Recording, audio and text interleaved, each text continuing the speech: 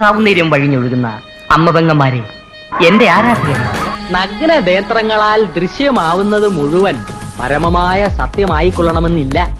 പഞ്ചഭൂതങ്ങളും പഞ്ചേന്ദ്രിയങ്ങളും ആവർത്തനത്തിന്റെ നിഗൂഢതയിൽ സമഞ്ജസമായി സമ്മേളിക്കുമ്പോൾ ഉത്ഭൂതമാകുന്ന ജുഗുപ്സാവഹമായ വെറും തോന്നലാവാം അത്. സുഹൃത്തെ, എത്ര വിശദീകരിച്ചാലും നിങ്ങൾക്ക് മനസ്സിലാക്കാനൊക്കാത്ത 1000 പരിരംഭണങ്ങളുണ്ട് പ്രപഞ്ചത്തിൽ.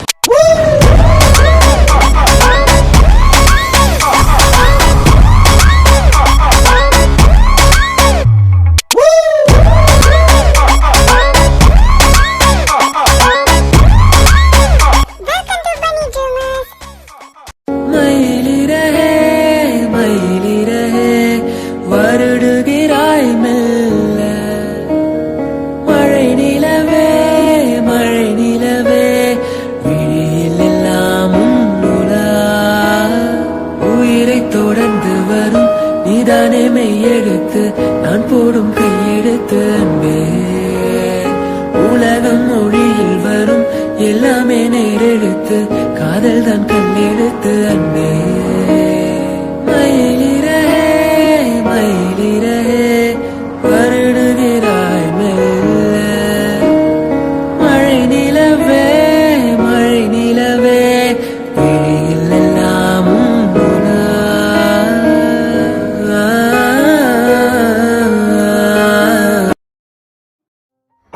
ദേവ, മോനെ നീ സിദ്ധുവിനെയൊക്കെ വിളിച്ചായിരുന്നോ? ദേവമോളുടെ കാര്യം എന്തായി? എല്ലാം ശരിയായി നേരെ ഇറങ്ങിയോ? അതോ എന്തെങ്കിലും പ്രശ്നങ്ങളുണ്ടോ വീണ്ടും? പ്രശ്നമൊന്നുമില്ല അച്ഛാ. രാവിലെ തന്നെ റിലീസായിട്ടുണ്ട്. അവളെന്നാലും നാളെ മറ്റന്നാളെ എത്തത്തുള്ളൂ പറഞ്ഞത്. സിദ്ധുവ വിളിച്ചവൻ പറഞ്ഞത് റാമിന് ഫോൺ എടുക്കാൻ പോലുള്ള ടൈം കൊടുക്കുന്നില്ലാണ്. അവിടുത്തെ കമ്പനി ചെന്നിട്ട് എന്തൊക്കെയോ കാര്യങ്ങളായിട്ട് അവരെല്ലാവരും ബിസിയാ. സിദ്ധു വീട്ടിലുണ്ട്, അവരുടെ വീട്ടില്. അവിടെ നിന്നാണ് അവൻ വിളിച്ചിരുന്നത്. അതുകൊണ്ട് മറ്റന്നാളെന്തോ കഴിഞ്ഞിട്ടേ വരത്തുള്ളൂ. അന്ന് മറൈൻ ഗ്രൂപ്പായിട്ട് പിടിച്ച പ്രോജക്റ്റ് ഉണ്ടല്ലോ, അത് ഇവർ ക്യാൻസൽ ചെയ്തിട്ടില്ലല്ലോ. ദേവുവിന് അത്രയും വിശ്വാസമായിട്ട് അവർ ക്യാൻസൽ ചെയ്യാത്തത്.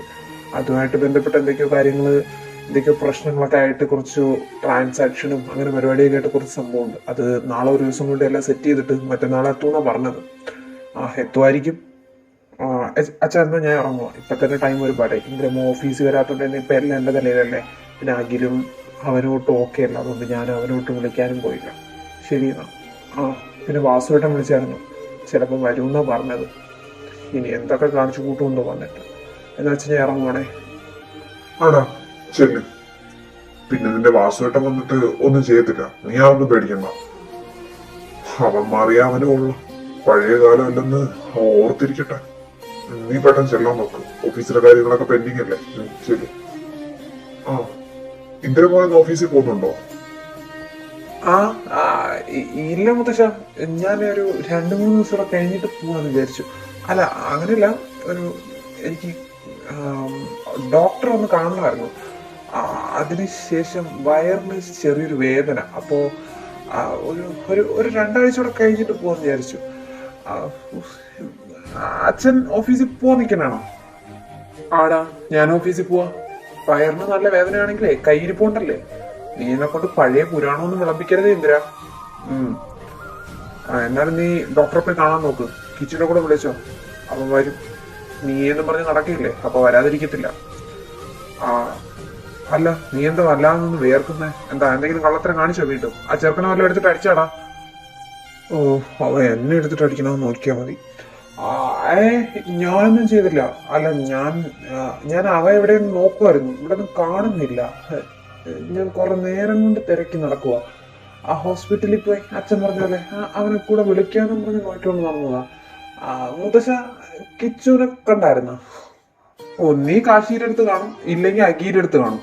അല്ലാതെ വേറെ ആരുടെ അടുത്ത് കാണാൻ നിന്റെ അടുത്തില്ലെങ്കിൽ? ആദ്യം നിന്റെ അടുത്ത് കാണത്തില്ല, കാരണം ആദ്യം ഇവിടെ ഇല്ല. അവൻ രാവിലെ തന്നെ കോളേജിൽ പോയി. അതുകൊണ്ട് ആദ്യമിൻ്റെ അടുത്ത് കാണാൻ യാതൊരു വഴിയില്ല. അതുകൊണ്ട് എന്തായാലും കാശിയുടെ അടുത്തോ അഗീരുടെ അടുത്തോ കാണുന്നുണ്ട്. കാശിയുടെ അടുത്ത് കാണൂടാ, അല്ലാതെ വേറെ ആരുടെ അടുത്ത് പോകാനാ? ചെന്ന് നോക്ക്, അവിടെ കാണുന്നുണ്ട്. അല്ലാതെ അവയോടെ പോയ ദേവ, നീ ചെല്ലാൻ നോക്ക്, സമയം ഒരുപാടായില്ലേ.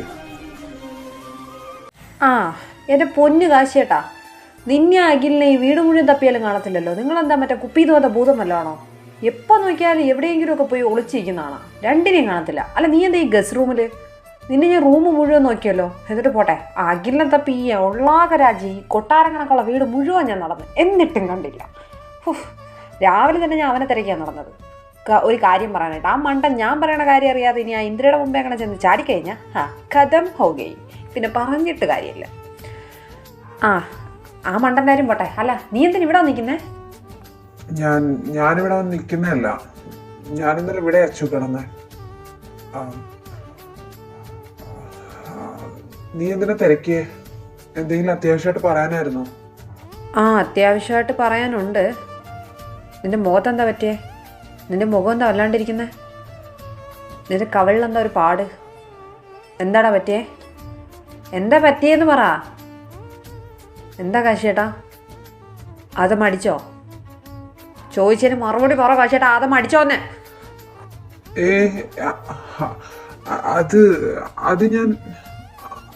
അത് ഞാൻ അകത്തോട്ട് കയറി വന്നപ്പോൾ ഡോറ് വന്ന് അടിച്ചതാ. അതമ്മ എന്തിനാ എന്നെ അടിക്കുന്നേ? അതമ്മൊന്നും എന്നെ അടിച്ചില്ല അച്ചു. നീ അത് വിട്. നീ എന്തിനാ വന്നേന്ന് പറ. നീ വെറുതെ അഭിനയിച്ച് കുളമാക്കേ വേണ്ട, അഭിനയിച്ച് എന്നെ പൊട്ടനാക്കാൻ നോക്കേ വേണ്ട. അത് എൻ്റെ അടുത്ത് നടക്കത്തില്ല കാശേട്ടാ. പൊന്ന അവ എവിടെ? രാവിലെ തന്നെ കോളേജിൽ ഒരുയും കെട്ടി പോയി കാണുമല്ലേ? എനിക്കറിയാം എന്താ ചെയ്യേണ്ടതെന്ന്. നീ മാറ്. നീ നിന്നെ എന്ത് ചെയ്യാൻ പോവാ?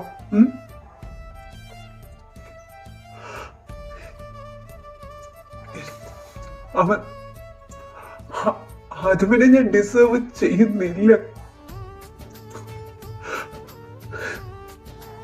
ഇതൊക്കെ ഞാനായിട്ട് വരുത്തി വെച്ചത് അച്ചു.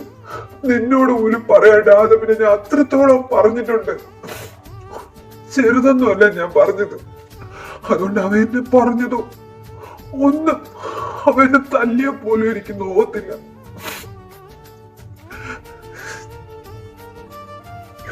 ഇതൊക്കെ ഞാനായിട്ട് വരുത്തിയതാ.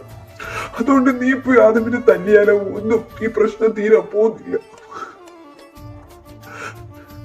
ഞങ്ങളിനി ഒരിക്കലും ഒന്നിക്കാനും പോകുന്നില്ല. എനിക്കിനി അവരെ കിട്ടാനും പോകുന്നില്ല. എല്ലാം ഞാനായിട്ട് ചെയ്തതാ. എല്ലാം ഞാനായിട്ട് വരുത്തി വെച്ചതാ. ഞാനൊന്നും മനഃപൂർവ്വം അല്ലടാ. അച്ഛന്റെ മരണം എല്ലാം കൂടെ അറിഞ്ഞപ്പോ എന്റെ സമനില തെറ്റി ചെയ്തു പോയതാ. ഒന്നുമില്ല, നമുക്ക് ഇവിടെ അച്ഛനല്ലേടാ വലുത്. എനിക്കതൊന്ന് തുറന്നു പറയാനുള്ളൊരു അവസരം പോലും ആദ്യം തരുന്നില്ലടാ. ഞാൻ അവരിപ്പോ ഡിവോഴ്സ് പേപ്പർ സൈൻ ചെയ്യണം. ഇന്നലെ ഞാൻ അവന് ശല്യാന്ന് വരെ പറഞ്ഞു. പോയി ചത്തോടെന്ന് വരെ ചോദിച്ചു.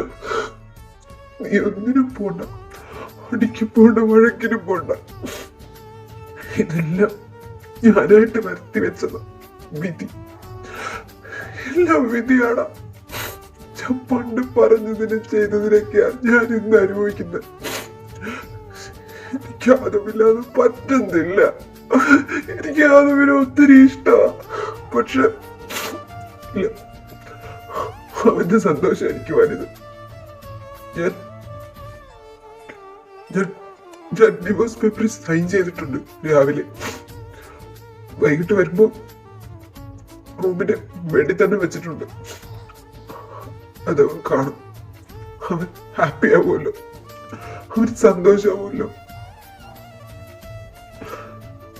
ഞാനായിട്ട് അവന്റെ ലൈഫിനൊരു ബാധ്യതയോ ശല്യമോ ആവത്തില്ല. ഇതൊക്കെ ഞാൻ അവനെ പറഞ്ഞതാ. അത്രത്തോളം ഞാൻ പറഞ്ഞ അത്രത്തോളം അവൻ എന്നെ പറഞ്ഞില്ല അച്ചു. പിന്നെ നീ എന്തെന്നും പറഞ്ഞ അവൻ അടിക്കാൻ പോവാടാ? പറ. ഞാനൊരു ദുഷ്ടനാടാ. എന്നെ ഒരുപാട് സ്നേഹിച്ച ഒരുത്തനെയാ ഒരു ദാക്ഷിണ്യം ഇല്ലാണ്ട് വാക്കുകളും കൊണ്ട് വേദനിപ്പിച്ചത്. ഇല്ല, എനിക്ക് അവനെ ഇനി ഒരിക്കലും കിട്ടൂല അച്ചു. അവനെ നേടാൻ ഞാൻ ശ്രമിക്കത്തുമില്ല. വേണ്ട. നീ ഇതെന്തൊക്കെയാടാ ചേട്ടാ പറയുന്നേ? നീ എന്നെ നോക്ക്, ഒന്നുമില്ല. ശരി, ഞാൻ അവനെ തള്ളത്തോ ഒന്നും ചെയ്യത്തില്ല. ഞാൻ പോയി സംസാരിക്കാം. ഞാൻ നിന്നോട് പറഞ്ഞല്ലേ, നീ പറഞ്ഞിട്ടൊന്നും നടന്നില്ല എന്നുണ്ടെങ്കിൽ ഞാൻ സംസാരിക്കാമെന്ന്. നീ എന്തിനാ ചാടിക്കറി അത് സൈൻ ചെയ്യാൻ പോയേ? നോക്ക്, ഞാൻ ഇപ്പം തന്നെ പുറത്തു പോവാം. കോളേജിൽ പോയി അവനെ കാണണമെന്ന് പറഞ്ഞ് എങ്ങനെയെങ്കിലും പിടിച്ചു നിർത്തി കണ്ട് ഞാൻ കാര്യങ്ങളൊക്കെ പറയാം. ഞാൻ പറഞ്ഞിട്ട് അങ്ങനെയൊക്കെ ചെയ്തതെന്നും ഞാൻ പറഞ്ഞിട്ടാ നീ അങ്ങനെയൊക്കെ പറഞ്ഞെന്ന് വരെ ഞാൻ പറയാം. എല്ലാം ഞാൻ പറഞ്ഞിട്ടാന്ന് പറയാം. എന്ന് പറഞ്ഞ് നീ നീ ഇങ്ങനത്തെ ഒന്നും കാര്യമൊന്നും ഓർത്ത് നീ കരയൊന്നും വേണ്ട. എല്ലാം ഞാൻ ശരിയാക്കി തരും. നീ ഒന്നും ഓർത്തും വിഷമിക്കണ്ട. ഞാൻ ഇപ്പം തന്നെ കോളേജിൽ പോവാം. അച്ചു, വേണ്ടടാ. എനിക്ക് വേണ്ടി സംസാരിക്കാൻ ഇവിടെ നിനക്കെന്നല്ല ആർക്കും അവകാശമില്ല. കാരണം അവന്റെ ഭാഗത്താ ശരി. അവൻ പറഞ്ഞതൊക്കെയാ സത്യം. വേണ്ടടാ, ഈ ബന്ധം ശരിയാവത്തില്ല. അവനെ അത്രയും നല്ലൊരു മനുഷ്യനെ I am not deserving him. ഞാൻ അവനെ ഡിസേർവ് ചെയ്യുന്നില്ല. എന്റെ ലൈഫ് ഇതിങ്ങനെ അങ്ങ് തീർന്നു ഈ മാരേജോടുകൂടി. ഇവിടെ ഇരുന്ന് എനിക്ക് വല്ല ഭ്രാന്തം വരും. നീയായിട്ട് നീ അതിന്റെ പുറകെ നടക്കണ്ട. ആദമിനോട് സംസാരിക്കാനോ ഒന്നിനും പോണ്ട. ഞാൻ പറഞ്ഞു വിട്ടെന്നാവും. പിന്നെ വെറുതെ എന്തിനാ? നീ പറഞ്ഞിട്ടല്ലല്ലോ അതൊന്നും ഞാൻ പറഞ്ഞത്. അങ്ങനെ ഒരു കള്ളം കൂടി ഇനി അവനോട് പറയണ്ട. അങ്ങനെ കള്ളം പറഞ്ഞൊന്നും എനിക്ക് വേണ്ടേന്താണ്. ഞാൻ പുറത്തെവിടെയെങ്കിലും പോയി കുറച്ചു നേരം പോയി ഒറ്റയ്ക്ക് ഇരുന്നിട്ട് വരാം. ഞാൻ ഓക്കെ ആണടാ.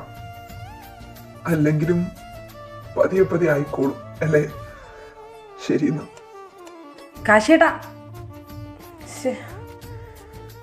ഓ, ഇത് നേരത്താണോ കാശേട്ടനോട് സത്യം തുറന്നു പറയാൻ തോന്നിയത്? അതുകൊണ്ടല്ലേ ഇങ്ങേര് അന്ന് അങ്ങനെയൊക്കെ വിളിച്ച് പറഞ്ഞത്. അതമിനെ പോയി കണ്ടാലോ? ഇനിയിപ്പോൾ ഇയാളുടെ വാക്ക് കേൾക്കാണ്ട് ഞാൻ പോയി കണ്ടെന്നും പറഞ്ഞിട്ടായിരിക്കും അടുത്ത പ്രശ്നം. ഒന്നാമത് ഭ്രാന്ത് ഒന്നും ചെയ്യാൻ മടിക്കത്തില്ല. ഇനി പുറത്തുപോയി വല്ല കടുങ്ങുകയും ചെയ്യോ? ഇന്നലെ രാത്രി തൊട്ട് ഇത്ര നേരം ഇവിടെ നിന്നില്ലേ? അങ്ങനെയൊന്നും ചെയ്യത്തില്ല. അതിനുള്ള ധൈര്യമൊന്നും കാശേട്ടനില്ല. പക്ഷേ അവൻ്റെയൊക്കെ ഒരു ഡിവോഴ്സ്, ഈ ഡിവോഴ്സ് കണ്ടുപിടിച്ചവൻ്റെ മണ്ടയിലിട്ട് ആദ്യം കൊട്ടിക്കൊടുക്കണം. ഡിവോഴ്സ് പേപ്പർ സൈൻ ചെയ്ത് റൂമിൽ വെച്ചേക്കുന്നു. പേപ്പർ കാണാതായ നീയൊക്കെ എങ്ങനെ ഡിവോഴ്സ് ചെയ്യണമെന്ന് എനിക്കൊന്ന് കാണണം. എൻ്റെ അടുത്താണ് കളി. നിന്നെയൊക്കെ ഒന്നിപ്പിക്കാൻ പറ്റുമെന്ന് ഈ അച്ചു ഒന്ന് നോക്കട്ടെ. വെറുതെ അല്ലല്ലോ AK കമ്പനിയുടെ CEO ആയത്, ഓണറായത്. എന്നാലും ഞാൻ അവനെ ഈ വീട് മുഴുവൻ നോക്കി. ഇനി കാശിയുടെ അതവൻ്റെ റൂമൂടെ ഉള്ളൂ.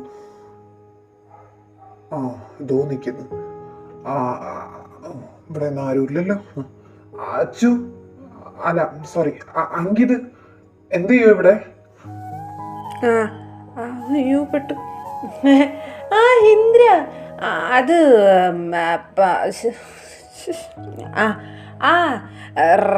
റേഷൻ കാർഡിൻ്റെ കോപ്പി എടുക്കാൻ വന്നതാ. കോപ്പി എനിക്ക് റേഷൻ കാർഡ് ഇല്ലല്ലോ. കോപ്പി എടുക്കാൻ വന്നതാ. റേഷൻ കാർഡിന്റെ കോപ്പിയോ? ആർക്ക്? നിനക്കോ? ഈ 1000 കോടി സ്വത്തുക്കളുള്ള നിനക്ക്? എന്റെ പൊന്നച്ചു, തമാശക്കെങ്കിലും മണ്ടത്തരം പറയരുത് കേട്ടോ. എന്തായിരുന്നു ഇവിടുത്തെ തിരക്കിക്കൊണ്ടിരുന്നേ? അല്ല, ആദമ പോയിന്ന് മനസ്സിലായി രാവിലെ തന്നെ. താഴെ ചെന്നപ്പോ മുത്തശ്ശൻ പറഞ്ഞു, കാശി എവിടെ? നീ ഇവിടെ കാണുന്ന മുത്തശ്ശൻ പറഞ്ഞോണ്ടാ ഞാൻ ഇങ്ങോട്ട് വന്നത്. ഇവിടെ നീ മാത്രമല്ലേ ഉള്ളൂ. എന്തെങ്കിലും പ്രശ്നമുണ്ടോ? എന്ത് പ്രശ്നം? Everything is fine. നീ കണ്ടില്ലേ, ഞാൻ ഭയങ്കര കൂളാ. ആക്ച്വലി ഞാൻ കാശിയേട്ടനെ തിരക്കി വന്നതാ. അപ്പോൾ ഇവിടെ വന്നപ്പോൾ ഇവിടെ ആരും കാണാനില്ല. അങ്ങനെ ഞാൻ ഈ റൂമിൻ്റെ വിശാലമായ ഭംഗിയൊക്കെ കണ്ടിങ്ങനെ ആസ്വദിച്ചുകൊണ്ട് നിന്നപ്പോഴാണ് പിറകെ തന്നെ ഈ ഇന്ദ്ര വിളിച്ചത്. എന്താ ഇന്ദ്ര? അതങ്ങനെയല്ലല്ലോ. Are you something hiding from me? തന്റെ കയ്യിൽ എന്താ ഒരു പേപ്പർ? എന്താണോ അത്? എന്താ പേപ്പറിനകത്താണോ തന്റെ കാശിയായിട്ട് ഇരിക്കുന്നത്? എന്തേലും പ്രശ്നം ഉണ്ടെങ്കിൽ പറയണോ. എന്നെ കൊണ്ടുകൂടി എന്നെ കൊണ്ടുകൂടെ പരിഹരിക്കാൻ പറ്റുന്നതാണെങ്കിൽ ഞാൻ സഹായിക്കാം. മേ ബി താൻ വിചാരിച്ചാൽ സഹായിക്കാൻ പറ്റും. തൻ്റെ ഫ്രണ്ടല്ലേ, ബെസ്റ്റ് ഫ്രണ്ടല്ലേ ആദം. അപ്പോൾ താൻ വിചാരിച്ച ചിലപ്പം പറ്റുമായിരിക്കും. May be. ഓ, അപ്പൊ ഞാൻ വിചാരിച്ച ശരി തന്നെയാ, എന്തോ പ്രശ്നമുണ്ട്. എന്നാ പോരട്ടെ, എന്താ സംഭവം? എന്താ ആത്മകാശിയായിട്ട് എന്തെങ്കിലും ഇഷ്യൂ ഉണ്ടോ? ആഹാ, നല്ല ക്വസ്റ്റ്യൻ. ഈ സിറ്റുവേഷനിൽ ചോദിക്കാൻ പറ്റിയ ക്വസ്റ്റ്യനാണ് ഇന്ദ്ര ഇത്. പ്രശ്നമുണ്ടോന്നോ? അതേ ഉള്ളൂ. എൻ്റെ കയ്യിലിരിക്കുന്ന പേപ്പർ എന്താണെന്നറിയോ? അവരുടെ ഡിവോഴ്സ് പേപ്പറാണ്. എല്ലാത്തിനും കാരണം ഞാനാ.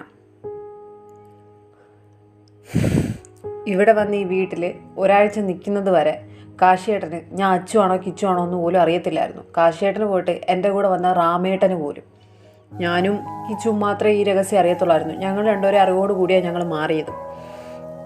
അതുകൊണ്ട് തന്നെ ചേട്ടന്മാരോട് ഞങ്ങൾ പറയാനും നിന്നില്ല.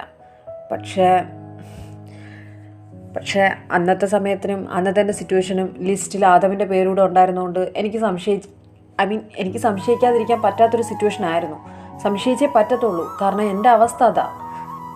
ഈ പറഞ്ഞ നിന്നെപ്പോലും സംശയിച്ച ഒരു സിറ്റുവേഷൻ ഉണ്ടായിട്ടുണ്ട്. അതുകൊണ്ട് തന്നെ കാശിയേട്ടനും ആദമും കൂടെ കുറച്ച് ക്ലോസ് ആവുന്നുണ്ടപ്പോൾ എനിക്ക് പേടിയായി. ഇനി ആദമങ്ങളാണ് ഇത് ചെയ്തതെങ്കിൽ പ്രശ്നമാവത്തില്ലേ? അതുകൊണ്ട് ഞാൻ കാശിയേട്ടനെയും കൊണ്ട് പുറത്തു പോയിട്ട് ഞാൻ കാശിയേട്ടനോട് സത്യമെല്ലാം പറഞ്ഞു. ഞാൻ അച്ചുവാന്നും ഇവിടെ എന്തിനാ വന്നേന്നും നിന്നെ നേരെയാക്കാനും പിന്നെ അച്ഛനാരാ കൊന്നേന്ന് കണ്ടുപിടിക്കാനും ആണെന്നും ആ ലിസ്റ്റിൽ രണ്ടാമത് ആദം വന്നും അങ്ങനെയൊക്കെ പറഞ്ഞു. പണ്ട് തൊട്ടേ കാശിയേട്ടൻ അച്ഛനെന്ന് പറഞ്ഞ ഒരു ഇമോഷണൽ അറ്റാച്ച്മെൻറ്റാണ്. അമ്മയെക്കാളും ഇഷ്ടം കാശിയേട്ടൻ അച്ഛനോടായിരുന്നു. കാശിയേട്ടന് മാത്രമല്ല, കിച്ചുവിനും. ഞാൻ അമ്മയായിട്ട് കുറച്ച് അടുത്ത് നിന്ന ആൾ. അതുകൊണ്ട് തന്നെ വലുതായിട്ട് അച്ഛനുമായിട്ട് ഞാൻ ടൈം സ്പെൻഡ് ചെയ്തിട്ടില്ല. അതെല്ലാം കേട്ടിട്ട് ഒന്നും വേണ്ട, ഒന്നും ശരിയാവത്തില്ല എന്നൊക്കെ പറഞ്ഞ് ഇങ്ങോട്ട് വന്നിട്ട് ഞാൻ കാശിയേട്ടനോട് ഒന്നും പറയാൻ പറഞ്ഞില്ല ഇന്ദ്ര. ഞാൻ ഇത്രേ പറഞ്ഞിട്ടുണ്ടായിരുന്നുള്ളൂ. നോക്കട്ടെ, ആണോ അല്ലേ നോക്കട്ടെ, എന്നിട്ടൊരു തീരുമാനം എടുക്കാമെന്ന്. കാരണം കാശിയേട്ടൻ ആദമിന് ഇഷ്ടമാണെന്ന് എനിക്കറിയായിരുന്നു, തിരിച്ച് ആദമിനും. അല്ലെങ്കിൽ പിന്നെ അവരങ്ങനെ ക്ലോസ് ആയിട്ട് പെരുമാറത്തില്ലല്ലോ. ഞാനങ്ങനെ പറഞ്ഞു എന്നും പറഞ്ഞുകൊണ്ട് അന്ന് വൈകുന്നേരം ആദം എന്തോ കാശിയേട്ടനെ പ്രപ്പോസ് ചെയ്തു. ആ ടൈമിൽ കാശിയേട്ടൻ വായി തോന്നിയതൊക്കെ വിളിച്ചു പറഞ്ഞു. വെറുതെ നോക്കുന്നത്, സെക്സിന് വേണ്ടിയാണ് നോക്കിയത്, അല്ലാണ്ട് വേറൊന്നിനുമല്ല, എന്തൊക്കെയോ വിളിച്ചു പറഞ്ഞു. ഇങ്ങനെ ഒരാളോട് ജീവിക്കാൻ എനിക്കും താല്പര്യമില്ല, പ്രത്യേകിച്ച് തന്നെ പോലെ എന്നൊക്കെ പറഞ്ഞ് അതിൻ്റെ ഒരു 5-6 ദിവസമൊക്കെ അവരൊട്ടും മിണ്ടിയും പറഞ്ഞൊന്നുമില്ല. ഇതൊക്കെ എനിക്കറിയായിരുന്നു. ഞാൻ തന്നെ പറഞ്ഞു നീ മിണ്ടണം, സംസാരിക്കണമെന്നൊക്കെ പറഞ്ഞ്. ഇതൊന്നും ഒന്നാമത്തെ കാര്യം, ആ ഒരു 1 വീക്ക് ഇതൊന്നും എനിക്ക് അറിയത്തില്ലായിരുന്നു. ആ ടൈമിലാണ് ഞാൻ അറിയുന്നത് ആ ലിസ്റ്റിൽ ആദമില്ലെന്നും ആ അച്ഛൻ്റെ കൊലപാതകം നടന്ന സമയത്തിന് ആദം ഈ സ്ഥലത്തേ ഉണ്ടായിരുന്നില്ലെന്നും. അതറിഞ്ഞപ്പോൾ ഞാൻ ആദ്യം ഓടി വന്ന് പറഞ്ഞ കാശിയേട്ടനോടായിരുന്നു. അപ്പോഴേ കാശിയേട്ടൻ ഇതൊക്കെ എന്നോട് പറയുന്നത്. കാശിയേട്ടൻ ഇങ്ങനെയൊക്കെ പറഞ്ഞു എന്ന് ഞാൻ തന്നെ ഷോക്കായിപ്പോയി.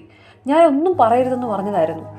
എന്നിട്ട് ഞാൻ പറഞ്ഞു എങ്ങനെയെങ്കിലും പോയി കൺവിൻസ് ചെയ്ത് മിണ്ടാൻ നോക്ക്, നീ പറഞ്ഞിട്ട് മിണ്ടിയില്ല, ഒന്നും ഏറ്റില്ല എന്നുണ്ടെങ്കിൽ ഞാനിതിൽ ഇടപെടാമെന്ന് പറഞ്ഞു. ഇന്നലെ എൻ്റെ ഒരു പൊട്ട ബുദ്ധിക്ക് ഞാനാണെങ്കിൽ കുറച്ച് ഫ്ലേർട്ടൊക്കെ ചെയ്ത് സംസാരിക്കുന്നൊക്കെ പറഞ്ഞു. എന്താ അവിടെ പോയി ചെയ്തതെന്ന് എനിക്കറിയത്തില്ല. എൻ്റെ ചേട്ടനായോണ്ട് പറയല്ല, അരക്കിറുക്ക. അവനെ തല്ലോ എന്തൊക്കെ ചെയ്ത് കൂടുതൽ പ്രശ്നമായി. ഓൾറെഡി ഡിവോഴ്സ് പേപ്പർ എന്തോ കൊടുത്തിരുന്നു. അവനെ തല്ലിയതും പിന്നെ അവനെ വേണ്ടാന്നോ അങ്ങനെ എന്തൊക്കെയോ പറഞ്ഞു എന്ന് പറഞ്ഞിട്ട് അതിൻ്റെ വിഷമത്തിൽ അവനും രാവിലെ ആ പേപ്പറിൽ സൈൻ ചെയ്തു. ആ പേപ്പറാണ് എൻ്റെ ഇരിക്കുന്നത്. അത് ഞാൻ എങ്ങനെയെങ്കിലും കീറി കളഞ്ഞില്ല എന്നുണ്ടെങ്കിൽ അവന്മാർ രണ്ട് പാത്രവും രണ്ടിനും അങ്ങോട്ടും ഇങ്ങോട്ടും ഇഷ്ടമാണ്. പക്ഷേ അങ്ങോട്ടും ഇങ്ങോട്ടും പറഞ്ഞ് 2-3 വാക്കുകളും കെട്ടിപ്പിടിച്ചുകൊണ്ടിരിക്കുക. രണ്ടും ഇപ്പോഴും രണ്ടിനും ഈഗോ. പറഞ്ഞതൊക്കെ തെറ്റാണ്, പറഞ്ഞതൊക്കെ മനുഷ്യർക്ക് വേദനിക്കുന്ന കാര്യങ്ങൾ തന്നെയാണ്. പറഞ്ഞ വാക്കൊരിക്കലും തിരിച്ചെടുക്കാനും പറ്റത്തില്ല എന്ന് പറഞ്ഞ് ഇഷ്ടമല്ലാതാവോ? എനിക്കറിഞ്ഞൂടെ ഇനി എങ്ങനെ ഒന്നിപ്പിക്കേണ്ടതെന്ന്. ഒരുത്തൻ രാവിലെ എണീച്ച് കോളേജിലും പോയി, വേറൊരുത്തനാണെങ്കിൽ എനിക്ക് ഒറ്റയ്ക്ക് ഇരിക്കണമെന്നും പറഞ്ഞുകൊണ്ട് പുറത്ത് പോകണമെന്നും പറഞ്ഞുകൊണ്ട് ഇറങ്ങി പോവുകയും ചെയ്തു, ഞാൻ പറയുന്നൊന്നും കേൾക്കാട്ടെ. ഇതിൻ്റെയൊക്കെ ഇടയിൽ അല്ലെങ്കിൽ എനിക്കൊരു 100 കൂട്ടം പ്രശ്നമുണ്ട്. അതിൻ്റെ ഇടയിൽ ഇതും കൂടെ എനിക്കറിയത്തില്ല. എനിക്കെന്തോ ഞാൻ കാരണം പിണങ്ങി, ഞാൻ കാരണം ഇതൊക്കെ ഉണ്ടായി എന്നുള്ളൊരു ഫീലാണ് ഇപ്പോൾ. ഞാനാണെങ്കിൽ അവനോടൊന്നും പറയാനും പറഞ്ഞിട്ടില്ല. പക്ഷെ ഞാൻ സത്യമെല്ലാം പറഞ്ഞുകൊണ്ടല്ലേ ഇതെല്ലാം ഉണ്ടായത്. ഇല്ലെങ്കിൽ ഇങ്ങനെയൊന്നും ഉണ്ടാവത്തില്ലായിരുന്നു. മേ ബി അല്ല, super sure I will help you. ആദമിനോട് ഞാൻ സംസാരിക്കാം. ഞാനിപ്പോൾ തന്നെ അവനെ കാണാൻ പോവാം. എൻ്റെ ഭാഗത്ത് ഒരുപാട് ഫോൾട്ടുണ്ട്. ഈ കഴിഞ്ഞ 2 വീക്ക് ഞാനൊരു നല്ല ഫ്രണ്ടായിട്ട് അവൻ്റെ അടുത്ത് ഇരുന്നിട്ടില്ല. നീ പറഞ്ഞില്ലേ അവൻ പ്രപ്പോസ് ചെയ്യാൻ പോവാന്ന്, അതവൻ ആദ്യം എന്നോടാ വന്ന് പറഞ്ഞത്. I M so happy. You know, ആ ടൈമിൽ ഈ വീട്ടിൽ ആരും എന്നോട് മിണ്ടത്തില്ലായിരുന്നു, കിച്ചുവിൻ്റെ പ്രശ്നത്തിൻ്റെ ഇതുകൊണ്ട്. പക്ഷെ എനിക്ക് പണ്ട് ഈ പറയുന്ന അച്ഛൻ, അമ്മ, സഹോദരങ്ങൾ ആരും ഇല്ലായിരുന്ന ടൈമിലും ഒരു ബെസ്റ്റ് ഫ്രണ്ട് അല്ലെങ്കിൽ ഒരു സോൾമേറ്റ്, ബെസ്റ്റ് ഫ്രണ്ട് എന്ന് പറയാൻ പറ്റത്തില്ല, കൂടപ്പറപ്പ് തന്നെയാണ്. ഒരു ഫ്രണ്ടിന് ചിലപ്പോൾ ഇങ്ങനെ നിൽക്കാൻ പറ്റിയെന്ന് വരത്തില്ല. ചില സൗഹൃദങ്ങൾ ഫേക്ക് ആണല്ലോ. ആൻഡ് ഞങ്ങൾ കുഞ്ഞിലെ ഒരുമിച്ചായതുകൊണ്ട് തന്നെ അത് ബെസ്റ്റ് ഫ്രണ്ട്സ് ആവാൻ സാധ്യതയില്ല. എൻ്റെ സഹോദരൻ എൻ്റെ ഒപ്പം തന്നെ ഉണ്ടായിരുന്നു. അവൻ എല്ലാത്തിനും, എൻ്റെ സങ്കടങ്ങളിലും സന്തോഷങ്ങളിലും എല്ലാത്തിനും. അവനൊരു പ്രശ്നം വരുമ്പോൾ അത് പരിഹരിച്ചില്ലെങ്കിൽ പിന്നെ ഞാൻ ജീവനോടെ ഇരുന്നിട്ട് എന്തിനാ? Of course I will help U. ഞാൻ കാണും എന്തിനും കൂടെ. ആദ്യം ഞാൻ അവനോട് സംസാരിക്കട്ടെ. അന്നവൻ പ്രപ്പോസൽ ചെയ്യാൻ പോവാന്ന് പറഞ്ഞത് ശരിയാ. അതിനുശേഷം ഞാനും അവനോട് ചോദിച്ചില്ല എന്തായെന്നോ കാശി എന്ത് പറഞ്ഞെന്നോ ഒന്നും. അവനോട്ട് ഓക്കെ അല്ലായിരുന്നു. കാരണം 3 വർഷങ്ങൾക്ക് മുമ്പ് ഞങ്ങൾ കോളേജിൽ പഠിക്കുന്ന ടൈമിലാണ് സക്രിയ ഞങ്ങൾ മരിക്കുന്നത്. അന്ന് മരണശേഷം അവൻ എന്നോട് ഒരു കാര്യം പറഞ്ഞിട്ടുള്ളൂ, എടാ അപ്പനെ കൊന്ന ആരാന്ന് കണ്ടുപിടിച്ചിട്ടേ ഞാൻ അടങ്ങത്തുള്ളൂ. കാരണം അപ്പം മാത്രമേ ഞങ്ങൾക്ക് ഉണ്ടായിരുന്നുള്ളൂ. അമ്മച്ചിക്ക് ശേഷം ഒരുപാട് അറ്റാച്ച് ആയിരുന്നു അവ അപ്പനുമായിട്ട്, ഐ മീൻ സക്രിയങ്കളുമായിട്ട്. അതുകൊണ്ട് തന്നെ അതിൻ്റെ പിറകെയായിരുന്നു ഈ കാലത്തിനിടയിലൊന്നും. ഇത്രയും കാലവും അതേന്നും പറഞ്ഞ അവൻ നടന്നേ. ഇക്കാലത്തിൻ്റെ ഇടയിൽ ഒന്നും ഒരു പെൺകൊച്ചിനോടോ ഒരു ആൺകൊച്ചിനോടോ ഒരു അട്രാക്ഷനോ ലവോ ഒന്നും തോന്നിയിട്ടില്ല. ഫസ്റ്റ് ടൈം എൻ്റെ ലൈഫിൽ ഫസ്റ്റ് ടൈം അവൻ എന്നോട് വന്ന് അവൻ ഒരാളെ ഇഷ്ടമാണെന്ന് എന്ന് പറയുന്നത്. അത് കാശിയ, നിന്റെ ചേട്ടൻ. അതുകൊണ്ട് അവരെ പിരിക്കാൻ ഈ ലോകത്ത് ആര് നിന്നാലും ഞാൻ നിൽക്കത്തില്ല. ഞാനും കാണും നിന്റെ കൂടെ, ഉറപ്പായിട്ടും. ഏതായാലും ഈ ഡിവോഴ്സ് പേപ്പർ നന്നായി എടുത്ത് മാറ്റി വെച്ചേക്ക്. ഇതിനി ആദ്യം കാണണ്ട. കാശി സൈൻ ചെയ്ത് കൊടുത്തില്ല എന്ന് തന്നെ ഇരിക്കട്ടെ. ആദ്യമിനെ ഞാൻ പോയി കണ്ടോളാം, ഞാൻ പോയി ചോദിച്ചോളാം എന്താ കാര്യമൊന്നും എന്താ പ്രശ്നം എന്നൊക്കെ. പിന്നെ ഞാൻ അറിഞ്ഞ കാര്യങ്ങൾ ഞാൻ അവനോട് പറയുകയും ചെയ്തോളാം. പോരെ? ഇനി ഇതോർത്ത് അങ്കിത് ശിവപ്രസാദ വലിയ തല പുകയ്ക്കണ്ട. വേറെ ഒരുപാട് കാര്യങ്ങളില്ലേ ചെയ്യാനായിട്ട്. അതൊക്കെ കണ്ടിന്യൂ ചെയ്തോ. ഇക്കാര്യം ഇന്ദ്രജിത്ത് ദേവ്ശങ്കർ ഏറ്റിരിക്കുന്നു. പോരെ? പോരാ, ഇത് പറഞ്ഞാൽ മാത്രം പോരാ, ചെയ്തും കാണിക്കണം. ഇന്ദ്രജിത്ത് ദേവ്ശങ്കർ. ഓക്കെ? എനിക്ക് കഴിവില്ലാത്തതുകൊണ്ടല്ല, എനിക്ക് ടൈം ഇല്ലാത്തതുകൊണ്ടാണ്. അപ്പോൾ ആശാൻ ഇതൊക്കെ ഏറ്റ സ്ഥിതിക്ക് അടിയൻ അങ്ങോട്ട് പോവുക. വേറെ ഒരുപാട് പണികളുണ്ട്. പിന്നെ എനിക്കൊരെണ്ണം ഇവിടെ ഉണ്ടായിരുന്നു, അഖിൽ വാസുദേവ ശങ്കർ. അതിൻ്റെ രാവിലെ തൊട്ട് കാണാനില്ല. എങ്ങോട്ടാ പറക്കി തിന്നാൻ പോയിരിക്കുന്നതെന്ന് അറിയത്തില്ലല്ലോ. ഞാനൊന്ന് പോയി നോക്കട്ടെ ഇവിടെ എവിടെയെങ്കിലും ഉണ്ടോയെന്ന്. കേട്ടാ? ഓ ആയിക്കോട്ടെ തമ്പ്ര. അപ്പോ ആദ്യം അതാ ഇത്രയും ദിവസം എന്നോട് സംസാരിക്കാൻ വരാത്ത. ഇല്ലെങ്കിൽ അവൻ എന്തെങ്കിലും ഉണ്ടെങ്കിൽ എന്നോടൊന്ന് പറയുന്നേ. ഞാൻ ഓക്കെ അല്ല, എന്നോട് പറയണ്ട എന്ന് വിചാരിച്ചാണ്. നോക്കാം, എന്നെ കൊണ്ട് ശരിയാക്കാൻ പറ്റുമോ നോക്കട്ടെ. പിന്നെ എൻ്റെ അനിയനെ അല്ല, ഇതിപ്പോൾ എൻ്റെ ചേട്ടനാണല്ലോ. എൻ്റെ അനിയന് ഇതുപോലെ ഡിവോഴ്സ് ചെയ്യാൻ വല്ല ഉദ്ദേശം ഉണ്ടെങ്കിലേ അതങ്ങ് മാറ്റി വെച്ചേക്ക്. ഈ റൈറ്റ് സൈഡിൽ കിട്ടിയ കുത്ത് ലെഫ്റ്റ് സൈഡിലും കിട്ടും. പിന്നെ എന്നെ തിരക്കിയതിന് ഈ വീട് മുഴുവൻ നടന്നതെന്നൊക്കെ എനിക്കറിയാം. വാട്സപ്പ് ചെയ്തിട്ടുണ്ട് അഡ്രസ്സ്. ഞാൻ പറഞ്ഞ മടക്കണ്ട, രാത്രി പോയാൽ മതി. രാവിലെ അങ്ങനെ പോയാണ്ടല്ലോ അവിടെ ഉള്ളവന്മാരുടെ അടി കൊണ്ട് ഉപ്പാട് വരും. കേട്ടാ? അഡ്രസ് അല്ല, എന്റെ നമ്പർ എവിടെ കിട്ടി? നമ്പര് അതാ അങ്കിത് ശിവപ്രസാദും ഇന്ദ്രജിത്ത് ദേവശങ്കറും തമ്മിലുള്ള വ്യത്യാസം. നമ്പറൊക്കെ കിട്ടി. എനിക്ക് നമ്പർ ഒപ്പിക്കാൻ നിമിഷ നേരം മതി. ഏതായാലും അഡ്രസ്സ് വിട്ടിട്ടുണ്ട്. ഞാൻ പറഞ്ഞു മറക്കണ്ട, എഗെയിൻ ആൻഡ് എഗെയിൻ അവിടെ ഉള്ളവർക്ക് ബുദ്ധിമുട്ടുണ്ടാക്കരുത്. ശരി, പെട്ടെന്ന് ആദമിനെ പോയി കണ്ട് ഇത് സെറ്റ് ചെയ്യാൻ നോക്ക്. എനിക്ക് വേറെ പണിയുണ്ട്. ബൈ. എന്നാലും ഇവനെന്റെ നമ്പർ എവിടെ നിന്ന് കിട്ടി? കാഞ്ഞ ബുദ്ധിയല്ലേ. എവിടെന്നെങ്കിലും ഒപ്പിച്ചാണ്. Oh I'm so excited. Kichu എങ്ങനെയായിരിക്കും എന്നെ കാണുമ്പോൾ റിയാക്ട് ചെയ്യാൻ പോകുന്നത്? ദേഷ്യമായിരിക്കും എന്നോട് വെറുപ്പായിരിക്കുമോ? എന്നോട് ദേഷ്യപ്പെടുവോ? ഒന്നും അറിയത്തില്ല. ദൈവമേ, എന്നെ വെറുക്കാതിരുന്നാ മതി. എന്നെ വേണ്ടാന്ന് പറഞ്ഞാലും കുഴപ്പമില്ല, എന്നെ വെറുത്തെന്ന് മാത്രം പറയല്ലേ. ബാപ്പ, ഞാൻ തിരക്കി. ഇങ്ങനെ ഒരു കമ്പനിയെ കുറിച്ച് വ്യക്തമായിട്ട് ഡീറ്റെയിൽസ് ഒന്നുമില്ല. ഒന്നുകൂടെ ആലോചിച്ചിട്ട് പോരെ. അല്ലെങ്കിൽ എനിക്കിന്ന് ആദമിനെ കാണാനായിട്ട് ആദ്യമ പറഞ്ഞേക്കുന്നത്. അതുകൊണ്ട് തന്നെ എനിക്ക് വരാനും പറ്റത്തില്ല. അവനെന്നെ താജ് ഹോട്ടലിലോട്ട് വിളിച്ചേക്കാം. ഇന്നൊരു ഞാനന്ന് പറഞ്ഞില്ല ഒരു ഇൻ്റർവ്യൂയുടെ കാര്യം. അതിനെക്കുറിച്ച് സംസാരിക്കാനെന്ന് പറഞ്ഞേക്കുന്നത്. അതുകൊണ്ട് തന്നെ എനിക്ക് വാപ്പാരോടെ വരാൻ പറ്റത്തില്ല. ഇക്കായെ വിളിച്ചിട്ട് പറയട്ടെ വരാനായിട്ട്. എന്റെ പൊന്നു മോളെ, അവൻ ഇപ്പൊ തന്നെ ഒരുപാട് 100 കൂട്ടം ജോലിയുണ്ട് നമ്മുടെ ഗ്രൂപ്പിന്. അതൊക്കെ അവൻ ചെയ്യട്ടെ. പിന്നെ വാപ്പ ഒറ്റയ്ക്ക് തന്നെയാ നിങ്ങളൊക്കെ കൊച്ചുതായിരുന്നപ്പോ കൊന്നും പിടിച്ചു പറിച്ചൊക്കെ ഇവിടം വരെ എത്തിയത്. ആ വാപ്പാക്ക് ഒറ്റയ്ക്ക് പോകാൻ പേടിയുണ്ടെന്ന് മോക്ക് തോന്നുന്നുണ്ടോ? ഇല്ലല്ലോ. പിന്നെ ഇതത്ര ഫേക്ക് ആയിട്ടൊന്നും എനിക്ക് തോന്നുന്നില്ല. വിത്ത് പ്രൂഫ്, കമ്പനി ഡീറ്റെയിൽസ് സഹിതം ഞാൻ ചോദിച്ചു. എല്ലാവരും അയച്ചു തന്നിട്ടുണ്ട്. സിഒ ആയിട്ടിരിക്കുന്നത് ഒരു കൊച്ചു ചെറുപ്പക്കാരനാ. നമുക്ക് നോക്കാം, പോയി നോക്കുന്നേ തെറ്റില്ലല്ലോ. പിന്നെ എനിക്കെന്ത് പറ്റാനാ മോളെ? ഞാൻ ആർക്കും ഒരു ദ്രോഹവും ചെയ്തിട്ടില്ലെന്ന് മോക്കറിയാലോ. പിന്നെ മോള് പോയി ആദമിനെ കാണാൻ നോക്ക്. അവരുടെയൊക്കെ ഒരു ഇരിപ്പോഷം വച്ച് ആദമ് മോളെടുത്തൊന്ന് അലിഞ്ഞു തുടങ്ങിയെന്നാ തോന്നുന്നേ. എങ്ങനെ? അതുകൊണ്ട് മോൾ അവനെ പോയി അങ്ങ് സെറ്റ് ചെയ്യാൻ നോക്കും. അപ്പഴത്തേനും വാപ്പ പോയി എങ്ങനെയെങ്കിലും 4ാമതെന്ന് 1ാമത് ശിവ ഗ്രൂപ്പ്സിന്റെ മണ്ടേ കയറാനായിട്ടുള്ള വല്ല തന്ത്രവും കിട്ടുമെന്ന് നോക്കട്ടെ. ഈ ഒരു ഡീല് നമുക്ക് കിട്ടിക്കഴിഞ്ഞാൽ നമ്മളായിരിക്കും ഇന്ത്യയിലെ നമ്പർ 1 ബിസിനസിംഗ് കമ്പനി. ശിവ ഗ്രൂപ്പ്സിന്റെ മണ്ടയിൽ ഫിദ ഗ്രൂപ്പ്സ്. ഒന്ന് ആലോചിച്ച് നോക്ക്. It's A wonderful plan. ഇതുപോലൊരു പ്ലാൻ ഫ്ലോപ്പ് ചെയ്ത് കളയുന്നത് ശരിയല്ല. അതും ചെറിയൊരു സംശയത്തിന്റെ പേര് മണ്ടത്തരം കാണിക്കേണ്ടത് ശരിയല്ല. അതുകൊണ്ട് തന്നെ നമുക്ക് ഈ പ്രോജക്റ്റ് കിട്ടണം. കിട്ടിയേ പറ്റൂ. ഏത് വിധേനയും നമ്മളത് നേടിയിരിക്കും. അതുകൊണ്ട് വൈകുന്നേരം 5:30 മീറ്റിംഗ്. പാപ്പ എന്തായാലും പോവും. മോൾ അതോർത്ത് വിഷമിക്കണ്ട കേട്ടോ.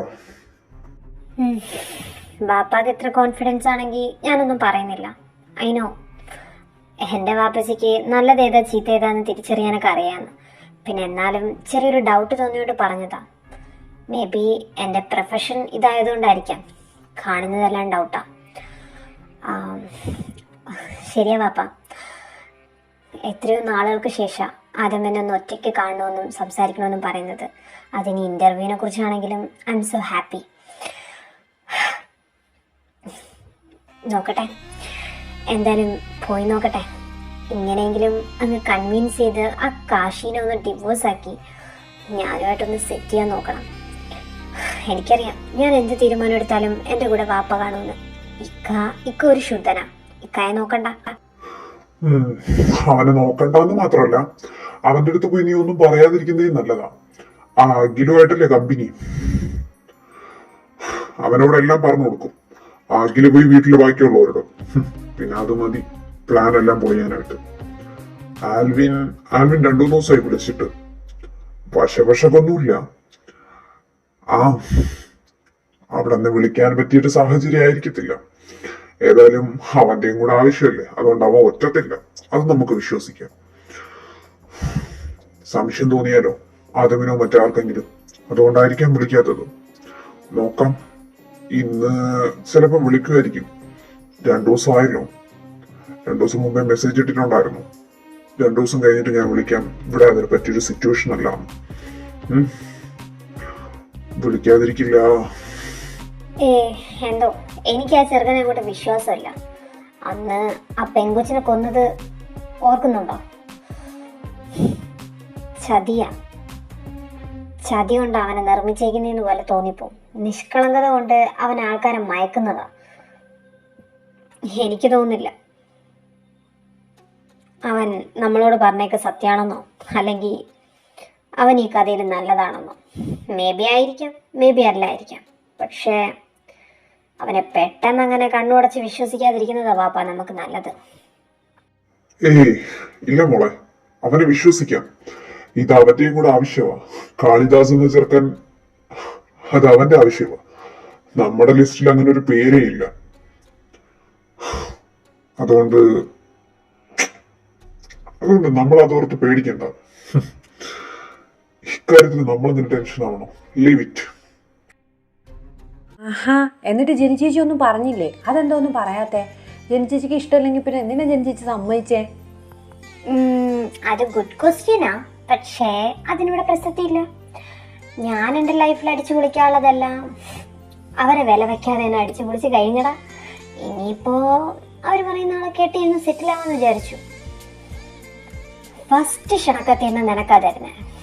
നീയല്ലേ എൻ്റെ ഒരേ ഒരു അനിയൻ, അപ്പൊ നിനക്ക് എന്നെ കൊണ്ട് തരാമെന്ന് വിചാരിച്ചു. ഇപ്പോഴൊന്നും അല്ല, ഒരു 2-3 മാസമൊക്കെ കഴിഞ്ഞിട്ടാ കല്യാണം. ലെറ്റർ അടിച്ചപ്പോ എന്തോ പെട്ടെന്ന് നിന്നെ ഓർമ്മ വന്നത്. ആദ്യം നിനക്ക് വരാനാ തോന്നിയത്. അപ്പൊ തന്നെ പപ്പയോടും മമ്മയോടും പറഞ്ഞു നിന്റെ അടുത്തോട്ട് ഓടി വന്നു. അവർക്കും എതിർപ്പൊന്നുമില്ല. പിന്നെ ഇവിടെ വന്നതും നിന്നതും ഇതൊക്കെ പറഞ്ഞപ്പോ അവരും ഇപ്പൊ ഒരുപാട് മാറി. അതുകൊണ്ട് തന്നെയാ ഞാൻ ഈ കല്യാണത്തിന് സമ്മതിച്ചത്. ചേച്ചി അനിയൻ പുരാണം ഇതുവരെ കഴിഞ്ഞില്ലേ? എന്നാൽ എൻ്റെ ജനിക്കുഞ്ഞെ, നിനക്ക് താല്പര്യമില്ലെങ്കിൽ നീ എന്തിനാ സമ്മതിച്ചേ? നിനക്ക് ഇഷ്ടക്കേടൊന്നും ഇല്ലല്ലോ അല്ലേ? ഇഷ്ടക്കേടില്ലെങ്കിൽ പറഞ്ഞേരേ, ജോണിനെ കൊണ്ട് ഞാൻ വീട്ടിൽ വന്ന് പറയിപ്പിക്കാം അവക്ക് ഇഷ്ടമല്ലെന്നും ഇപ്പൊ ഒരു കല്യാണം വേണ്ടെന്നൊക്കെ. അല്ലെങ്കിൽ അമ്മച്ചിയും കൂടെ വരാം. ഇഷ്ടക്കേട് വല്ലതും ഉണ്ടോ? ഓ എന്റെ പൊന്നമ്മച്ചി, എനിക്ക് ഒരു താല്പര്യക്കുറവുമില്ല. ഒരാണക്കിന് ഇവിടെ നിന്നൊക്കെ മാറി നിൽക്കുന്നത് നല്ലതല്ലേ? അവൻ എന്നെ കെട്ടാൻ പോകുന്നവൻ അമേരിക്കയിൽ ഫുൾ സെറ്റിൽഡാ, ഫാമിലി ആയിട്ട്. ആ അങ്ങോട്ട് പോയി അവിടെ അങ്ങ് അവരുടെ കൂടെ അടിച്ചു പൊളിക്കാം. എങ്ങനെയുണ്ട്? പറയാ പോലെ ജോണച്ചൻ ഇവിടെ ഇല്ലല്ലേ? ജോണച്ചൻ വരുമ്പോൾ പറയണം ഞാൻ വന്നൊന്നും കല്യാണം വിളിച്ചു എന്നൊക്കെ, കേട്ടോ? എന്ന് ഞാൻ ഇറങ്ങുക. ശരി എന്നാ കിച്ചു, ഞാൻ പോട്ടെ. സൂക്ഷിച്ചു പോണേ. വീട്ടിൽ എത്തിയിട്ട് എന്നെ വിളിക്കണേ, വിളിക്കാതിരിക്കല്ലേ. അങ്ങനെ ജെനി ചേച്ചി കെട്ടാൻ പോവാ. അമ്മച്ചി നമുക്ക് 4-5 ദിവസം മുമ്പേ പോകണം കേട്ടോ ജെനി ചേച്ചിയുടെ കല്യാണത്തിന്. അതിന് അന്ന് നീ അപ്പോ ഇവിടെ ആയിരിക്കത്തില്ല, നിന്റെ ഹസ്ബൻഡിന്റെ കൂടെ അവന്റെ വീട്ടിലായിരിക്കും. എന്നാലും അമ്മച്ചിയും ജോണച്ചാനൊക്കെ അവിടെ വന്ന് നിന്നെയും കൂട്ടി നമ്മൾ ഒരുമിച്ച് കല്യാണത്തിന് പോകത്തുള്ളൂ. പോരെ? ബാ വന്ന് ഫുഡ് കഴിക്കും. അത് ശരിയാ, ഞാൻ ഇന്ദ്രനെയും കൊണ്ടുപോകും. ഇന്ദ്രയെ കൊണ്ട് ജെനി ചേച്ചിയോട് സോറി പറയിപ്പിക്കണം. പിന്നെ ഞാനും ഇന്ദ്രയും നമ്മുടെ ഫാമിലിയിലെല്ലാവരും കൂടെ ജെനി ചേച്ചിയുടെ കല്യാണത്തിന് പോകും അല്ലേ? എന്താ നീ ഒന്നും പറയാത്തത്? ഇതൊക്കെ അറിഞ്ഞിട്ടും ഇനി ആ ചെറുക്കനെ നീ അറിഞ്ഞുകൊണ്ട് വിഷമിപ്പിക്കാൻ പോവാണോ? എടാ, കാശിക്കൊന്നും അറിയത്തില്ലായിരുന്നു. അപ്പോഴത്തെ സിറ്റുവേഷനിൽ അവനല്ല ഞാനായാലും അല്ലെങ്കിൽ ഇനിയിപ്പോ നീ ആയാലും അങ്ങനെയൊക്കെ പെരുമാറത്തുള്ളൂ.